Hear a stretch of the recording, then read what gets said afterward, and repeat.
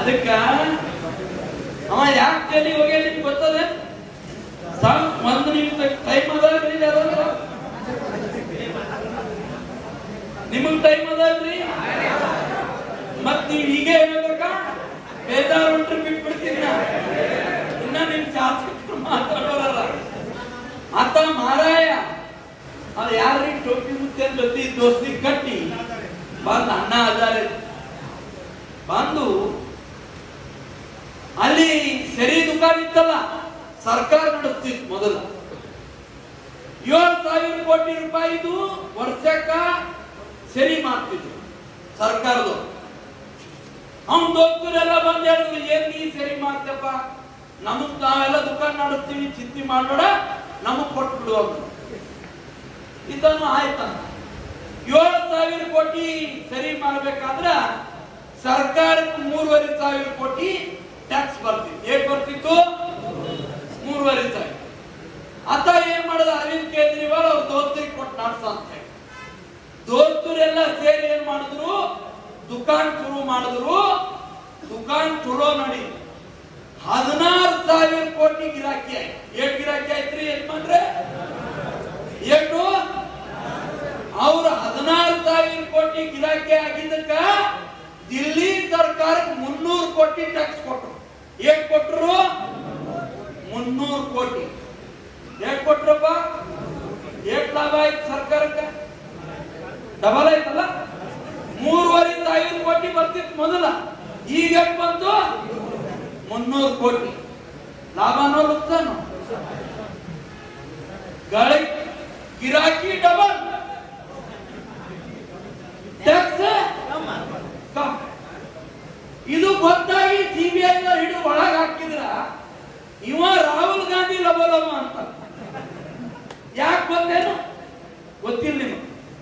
ಯಾಕಂದ್ರೆ 10 ವರ್ಷದ ಹಿಂದೆ ಇವ್ರ ಸರ್ಕಾರ ಇದ್ದಾಗ ನಿಮ್ ಊರಾಗೆಲ್ಲ LED ಬಲ್ಬ್ ಬರ್ತಾವ, ಗೊತ್ತದೆ? LED ಬಲ್ಬ್ ಈಗ ಎಷ್ಟು ಬಂದವ? ಯಾರನ್ನ ಹೇಳ್ತೀರಿ? 70 ರೂಪಾಯಿಗಳು. ಎಷ್ಟು ಬಂದವ?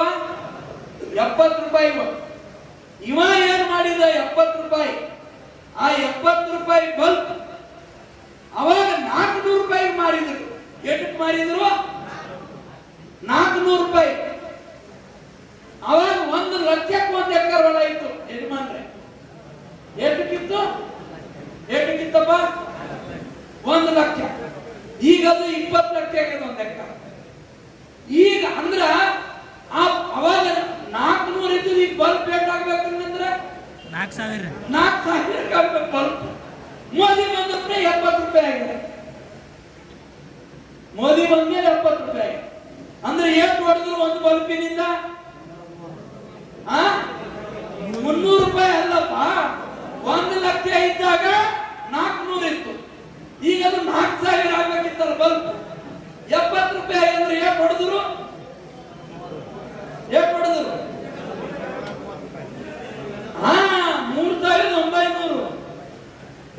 ಅವನಿಗೆ ಚಾಲು ಆಗ್ಯದ ಈಗ ಲೂಸ್ ಮೋಷನ್. ನನಗೆಲ್ಲರ ಜೈಲಿಗೆ ಹಾಕಿದ್ರೆ ಏನ್ ಮಾಡ್ಬೇಕಂತ ಅವನು ಮತ್ತೆ ಮಾಯಿನ ತರ್ಸ್ಕೊಂಡು ಸಿಗ್ಬೇಕಾದ್ರೆ ಅವನ ಲಗ್ನ ಆಗಿಲ್ಲ, ಹೆಂಡತಿ ಏನ್ ಮಾಡ್ಬೇಕು? ಇಲ್ಲ ಅಂದ್ರ ಪ್ರಿಯಾಂಕಾ ಗಾಂಧಿಗೆ ಅಕ್ಕಿ ಕಳಿಸ್ಕೊಡ್ಬೇಕು. ಅದಕ್ಕೆ ಹೆಂಗಾರ ಮಾಡಬೇಕು, ಮೋದಿನ ಬದಲಾವಣೆ ಮಾಡಬೇಕು. ಯಜಮಾನ್ರೆ, ಇಲ್ಲಿ ಯಾರಾದ್ರೂ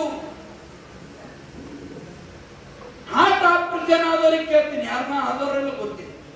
ಸ್ಟಂಟ್ ಹಾಕ್ಕೊತಾರಲ್ಲ, ಅವಾಗ ರಾಹುಲ್ ಬಾಬನ್ ಸರ್ಕಾರ ಇದ್ದಾಗ 1 ಸ್ಟಂಟ್ ಹಾಕೊಂಡ್ರೆ 4 ಲಕ್ಷ ರೂಪಾಯಿ. ಎಷ್ಟು? 4 ಲಕ್ಷ. ಈಗ 40,000 ರೂಪಾಯಿ ಮೋದಿ ಬಂದ್ಮೇಲೆ. ಅದೇ ಸ್ಟಂಟು, ಅದೇ ಕಂಪನಿ ಸ್ಟಂಟು. ಅವಾಗ 1 ಲಕ್ಷ ರೂಪಾಯಿ ಎಕರೆ ಇತ್ತು, ಈಗ 20 ಲಕ್ಷ. ಈಗ ಸ್ಟಂಟ್ ಎಷ್ಟು ರೂಪಾಯಿ ಆಗ್ಬೇಕಿತ್ತು? 4 ಲಕ್ಷ. ಎಷ್ಟಾಗ್ಬೇಕಿತ್ತಪ್ಪ? 20 ಲಕ್ಷಕ್ಕೆ ಒಂದು ಸ್ಟಂಟ್ ಆಗ್ಬೇಕಿತ್ತು. ಈಗ 40,000 ಆಗ್ಯದ. ಏನ್ ಕರಿ? ಈಗ ಅದು ಎಂಕ್ವೈರಿ ಅಂದ್ರೆ ಏನಾಗ್ತದ ಗೊತ್ತಾನೆ? ಮಾವಿನ ಹಣ್ಣಿನ ರಸ ತರಿಸ್ಬೇಕಂದ್ರೆ ಲಗ್ನ ಆಗಿಲ್ಲ, ತಗೊಂಡವರೇ ಬರ್ಬೇಕಂದ್ರೆ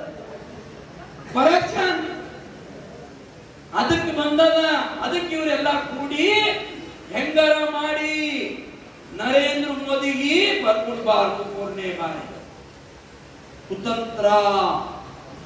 ಅದಕ್ಕೆ ನಾ ಹೇಳ್ತೀನಿ, ಈ ಕುತಂತ್ರಿಗಳೆಲ್ಲ ಮಾಡಿ ಇವತ್ತ ನಾ ಸೇಡಂದಾಗ ನೋಡೋದು ಗ್ಯಾರಂಟಿ ಕಾರ್ಡ್ ಸೈನ್ ಮಾಡ್ಯಾರ. ಇವ್ರ ಅಪ್ಪನ ಯಾವ್ದೇ ಮಕ್ಕಳು ಏನ್ ಸೈನ್ ಮಾಡಿಕೊಳ್ಳಂತ 1 ಲಕ್ಷ ಕೊಡ್ತಾರಂತ ಹೆಣ್ಮಕ್ಳಿಗೆಲ್ಲ.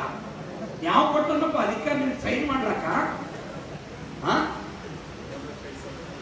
1 ಲಕ್ಷ ಕೊಡ್ತಾರಂತ ಹೆಣ್ಮಕ್ಳಿಗೆ ಕೊಳ್ಳತ್ತಾರ ಮನಿ. ಅದಕ್ಕೆ ನೀವು ಹೆಣ್ಮಕ್ಳು ಹೋಗಿ ಗುಟ್ಟೆ ಬೀಳ್ತಾವ. ನಮ್ಮ ಹೆಣ್ಮಕ್ಳು ಏನ್ ಮಾಡ್ತೀರಿ? ಅದಕ್ಕೆ ದಯವಿಟ್ಟು ಆ ಹೆಣ್ಮಕ್ಳಿಗೆ ಹೇಳ್ರಪ್ಪ, ನಮ್ಮ ಮನೆ ನಡ್ಸ ಚಿಂತಿ ನಮ್ಮದೇವ, ನೀವು ಚಿಂತಿ ಮಾಡಬೇಡ್ರಿ ಹೇಳ್ರಿ. ಮತ್ತೆಲ್ಲರ ಹೋಗಿ ಉದ್ಯೋಗಿ ನಾವು ಹೇಳ್ತೀರ ಇಲ್ಲ? ಹೇಳ್ರಪ್ಪ ಸ್ವಲ್ಪ. ನೀವೆಲ್ಲರ ಮತ್ತ ಪರಿಸ್ಥಿತಿ ಹಂಗೆ ಆಗ್ತದ. ಗನ್ ಹಿಡಿದವ್ರದೇ ಹೊಲ ಹೋಯ್ದ್ರು ಹೋಲಿ ಹೆಂಗ ಬದುಕ್ತೀವಿ. ಗನ್ ಹಿಡಿದವ್ರದೇ ಹೆಂಡತಿ ಆದ್ರೆ ಅಂದ್ರೆ ಏನ್ ಮಾಡ್ತೀವಿ? ಅದು ಪರೀಕ್ಷೆ. ಗನ್ ಹಿಡಿದವ್ರದೇ ಮಗಳು ನೇಹ ಪರಿಸ್ಥಿತಿ ಆಯ್ತು ನಮ್ಮ ಮಗಳ ಗತಿ ಅಂದ್ರೆ ಏನ್ ಮಾಡ್ತೀನಿ? ಏನ್ ಮಾಡವಪ್ಪ? ಪರಿಸ್ಥಿತಿ ಬಹಳ ದೂರ ಇಲ್ಲ. ದಯವಿಟ್ಟು ವಿನಂತಿ ಮಾಡ್ತೀನಿ ನಾನು ನಿಮ್ಗೆಲ್ಲರಿಗೆ, ಎಲ್ಲ ಇಲ್ಲಿ ಯಾರು ಹಿರಿಯರಿದ್ದೀವಿ ನಿಮ್ ಪಾದಕ್ಕೆ ಕೇಳ್ತೀನಿ, ಇದು ಮಜಾಕಲ್ಲ, ಸೀರಿಯಸ್ ಅದ. ಈ ತರ ಅವ್ರು ಗೆದ್ರ ಅಂದ್ರ ಗ್ಯಾರಂಟಿ 2 ಮಂದಿ ಜೈಲಿಗೆ ಹಾಕ್ತಾರೆ. ಏನ್ ಮನ್ಸ್ ಬಂದ್ ಮಾಡ್ತಾರ ಅವ್ರು. ಯಾಕಂದ್ರೆ ಹುಚ್ಚರ ಕೈಯಾಗ ಗೊತ್ತದಲ್ಲ ಕೊಟ್ರೆ ಏನಾಗ್ತದ ಅಂತೇಳಿ. ಅವ ಚಾಣೆ ರಾಹುಲ್ ಗಾಂಧಿ ಚಾಣೆ ಆಲೂಗಡ್ಡಿ ನಿಂತು ಬಂಗಾರ ತೆಗಿತಾನೆ. ಕೇಳಿರಲ್ಲ? ಮೆಣಸಿನ್ಕಾಯಿ ಎಲ್ಲಿ ಬೆಳೀತಂದ್ರೆ ಫ್ಯಾಕ್ಟ್ರಿ ಆಗ್ತಾನಂತ ಮೆಣಸಿನ್ಕಾಯಿ ಬಲ್ಲ. ಏನ್ ಮಾತಾಡ್ತಾನೆ ಒಂದು ಗೊತ್ತಿಲ್ಲ. ಅವ್ನ ಸ್ಟೈಲ್ ನೋಡ್ರ, ಅವ್ನ ಹೆಂಗ್ ಪ್ಯಾಂಟು, ಅವ್ನ ಟೀ ಶರ್ಟು ಹೋಗ್ತಾನ, ಒಂದ್ ಮುದುಕಿ ಕೊಪ್ಪಿ ಕೊಡ್ತಾನ, ಚುಪ್ಪಿ ಕೊಡ್ತಾನ. ಅರೇ ಬಾಪ್ರೆ, ಅವನ ಪ್ರೈಮ್ ಮಿನಿಸ್ಟರ್ ಆಳಕ್ ಲಾಯಕರ ನಾವು ಅದಾನೇನ್ರಿ? ಅವನ ಕೈಯಾಗ ಜಗ್ಗ ಹೋದ್ರೆ ನಾವು ಉಳಿತೀವಿ. ದಯವಿಟ್ಟು ಅವ ಏನ್ ಕಾನೂನು ಮಾಡ್ತಾನೋ ಏನು ಗೊತ್ತಿಲ್ಲ. ಯಜಮಾನ್ರೆ ಏನು ಗೊತ್ತಾಗಿಲ್ಲ. ಅದಕ್ಕೆ ದಯವಿಟ್ಟು ನಾ ವಿನಂತಿ ಮಾಡ್ತೀನಿ, ಅಂತವನ್ ಕೈಯಾಗ ಏನಾರ ಈ ದೇಶ ಕೊಟ್ಟು ಬಿಟ್ರ ನಮ್ ಪರಿಸ್ಥಿತಿ, ನಮ್ ಪಾಡು ಬಾಪ್ರೆ. ಅದಕ್ಕೆ ದಯವಿಟ್ಟು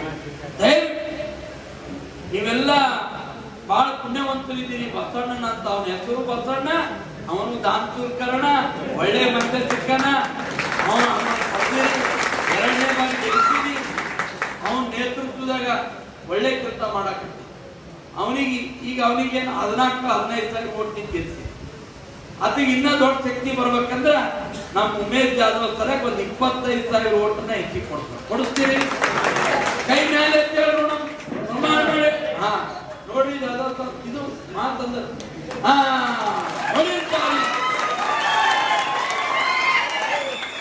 ಇದು ಮಾಡಿದ್ರ ಇನ್ನೂ ಮತ್ತೊಂದು ಬಹಳ ಭವಿಷ್ಯ ಅದು. ಬಸವಣ್ಣನ ಭವಿಷ್ಯ ಆದ ಇಲ್ಲ ಆದ ಬಹಳ. ಈಗ ಸರ್ಕಾರ ಬರೋದ ನಾವರ ಸೋತರಿದ್ದೀವಿ, ನಮ್ಗೇನು ಮಾಡಲ್ಲ. ಏನೋ ಮಾಡ್ತಾರಪ್ಪ, ಏನೋ ಮಾಡ್ತಾರ ಸೋತರಿ. ಗುಲ್ಬರ್ಗಾದಿಂದ 2 ಗೆದ್ದಾರ, ಒಂದು ಅವಿನಾಶ್ ಜಾಧವ್, ಒಂದು ಬಸವಣ್ಣ. ನಾವು ಅವಿನಾಶ್ ಜಾಧವ್ ಏನು ಮಾಡ್ಬೇಡ ಅಂತ ಹೇಳ್ತೀವಿ ಇಲ್ಲೇ. ಯಾಕಂದ್ರೆ ಉಮೇಶ್ ಜಾಧವ್ ಸೆಂಟ್ರಲ್ದಾಗ ಮಂತ್ರಿ ಮಾಡ್ತಾರೆ, ರಾಜ್ಯದಾಗ ಯಾರು ಬಸವಣ್ಣಿಗೆ ಮಂತ್ರಿ ಮಾಡಕ್ ಹೇಳ್ತೀವಿ. ಒಪ್ಪಿಗೆ ಅದ ಇಲ್ಲ, ಸ್ವಲ್ಪ ಎದ್ದಿದ್ದೇವೆ ಒಪ್ಪಿಗೆ ಅದ ಇಲ್ಲ.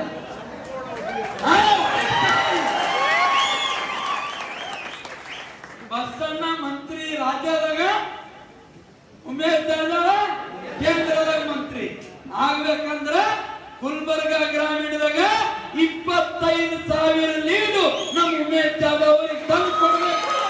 ಆ ಮುಖಾಂತರ 2 ಮಂತ್ರಿ ಮಾಡ್ಬೇಕಂತ ಹೇಳಿ ನನ್ನ ಮಾತಿಗೆ ಕೊಡ್ತೀನಿ. ಬೋಲೋ ಭಾರತ್.